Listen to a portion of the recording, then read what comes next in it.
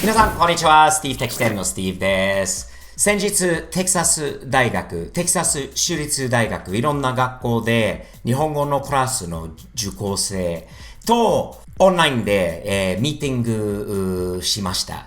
面白い、機会だったんです。私はもう大学卒業してからもう間もなく、93年だから30年。間もなく30年になる。卒業してから。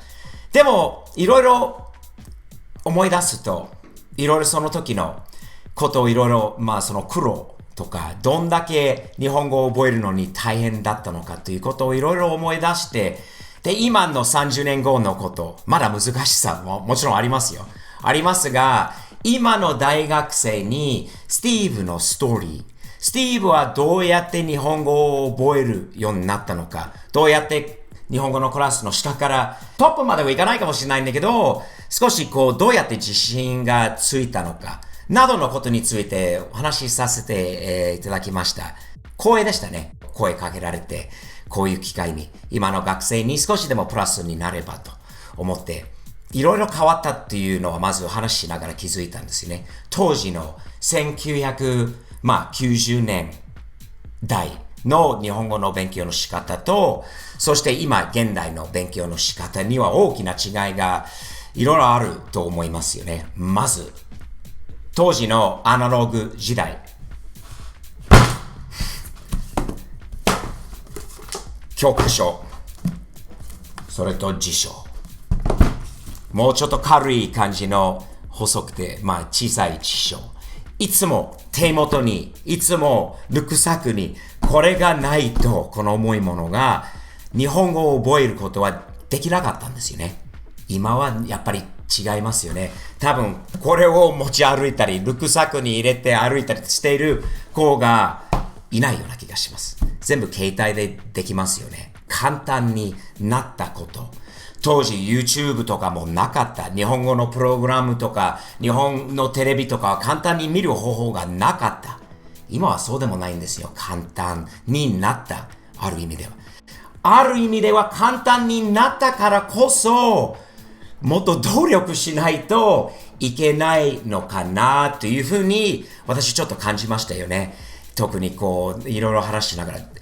別に努力してないんじゃないかという感じではなかったんですよ。すごい努力しているいろんな今の学生さんの顔も見れたし、コメントもしていただいた中では、これから明るい、楽しい、日本に対する興味を持っている、日本語を覚えたいな、日本で成功したいなっていう学生がいっぱいいますね。その当時の90年代と今回変わったことがもちろんさっき言ったようにあるんですが、同じようなところが似てるところがあったと思います。当時は漫画は今アニメ、ゲームなどのその系からそっちの方から入ろうとする学生さんが90年代もそうだったし、今でもそうだということがよくわかりましたよね。ビジネスの頭でビジネスをしたい、ビジネスの専攻しながら日本語を覚えたいって。まだちょっとユニークなところが、唯一スティーブだけって言ってないですよ。ただ、そんなにいなさそうですよね。どうやってもっと発音を上手に、ネイティブ度をアップするのかっていうことも聞かれました。いや、発音、私から見ると、発音より大事なことはないと思いますよね。本当に。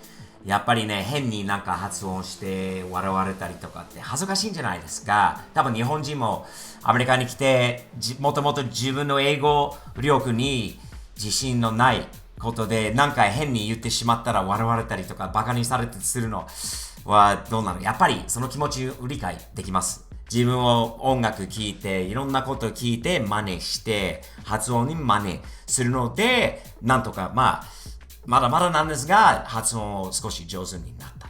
自分の英語の発音をどうやって上手に書いていくのか、ネイティブ度をアップさせるのか、AI 音声認識技術で素晴らしいアプリ、エルサというアプリができてます。世界中ですんごい使われているアプリなので、皆さんに紹介したいと思います。1日たった10分だけで必ずアップになりますので、ちょっと覗きましょう。リーディング。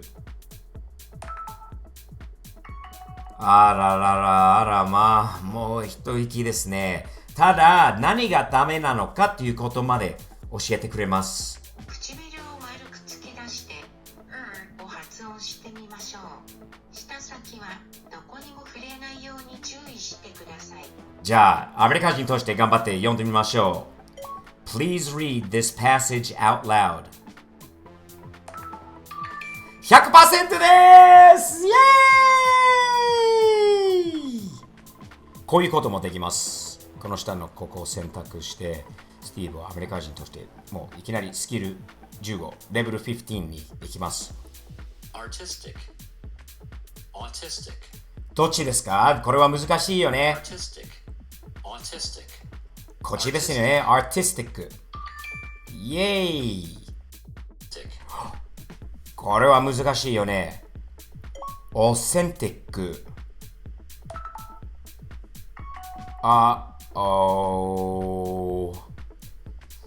75%。どこがダメなのかは、これで教えて、もらえます。喉に詰まった魚の骨を吐き出すぐらいの勢いで発音してみてください。まあ、すごいいいアドバイス。Have you decided on a new car yet?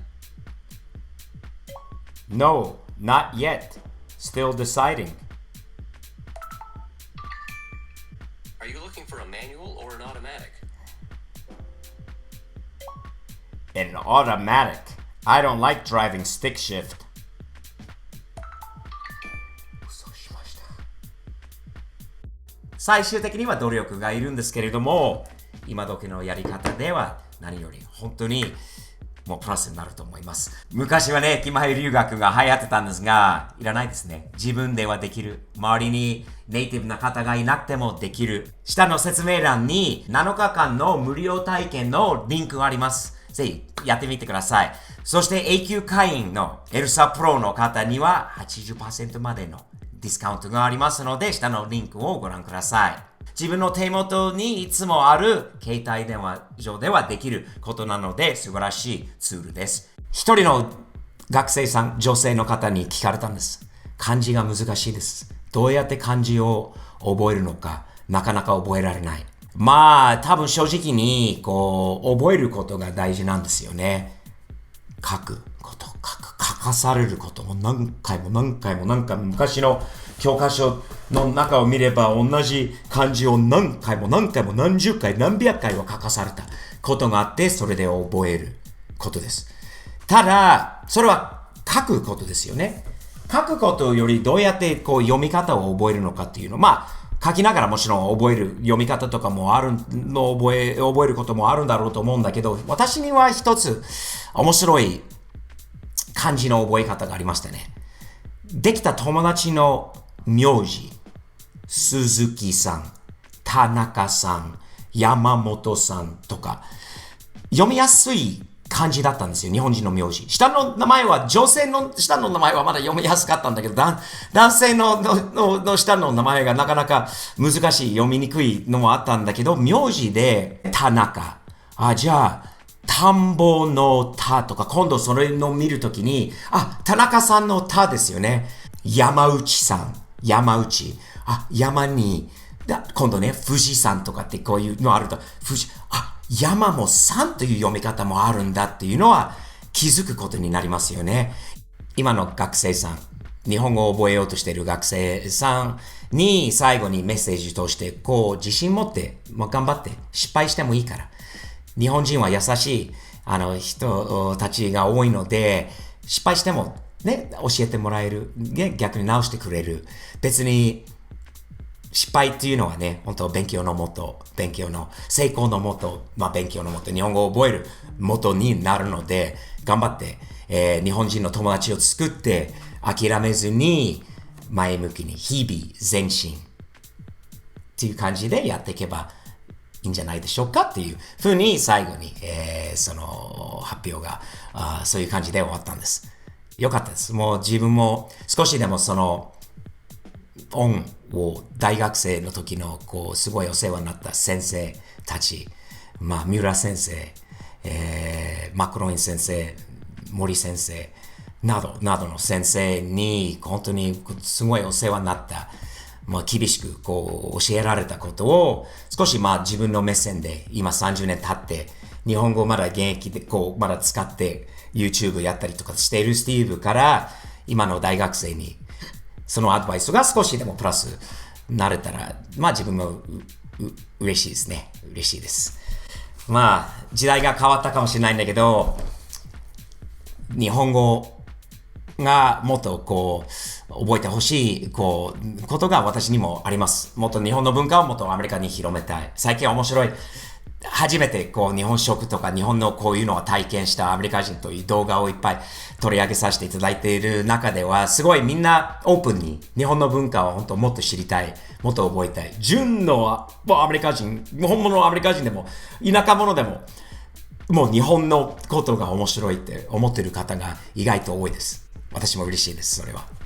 サムズアップは世界共通語で、アメリカ、英語などといえば、スティーブ的視点のポッドキャスト始まりました。英語の日本についてのこととアメリカ、車、そして日米、比較的なアメリカの文化と日本の文化など、そして最後のいつも美味しいスナックも、コーホストのキムさん、アメリカ人のキムさんと一緒にやっているの面白いので、英語の勉強になります。聞き取りから外国語を覚えることがスタート。それはスタートなので、よかったら、リンクは下に説明欄にあるので、ダウンロードしてみてください。そして最後に、スティーブ的視点のサムズアップの、オフィシャルグッズが stevepov.jp と Amazon Japan にもあります。少なくてもこの1枚のステッカーはいかがでしょうか。いい意味です。いろんな方にはいいメッセージが伝わります。車好きの中にもあるし、日本とアメリカが好きな方の中でも知られているサムズアップのことなので、よかったらぜひ、チェックして、ご注文をお願いいたします。では、こういうオフィストークは大好きなんで、喋り話でごめんね。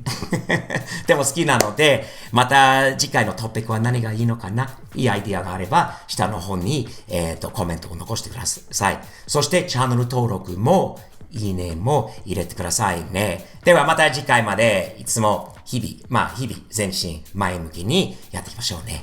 よろしくお願いします。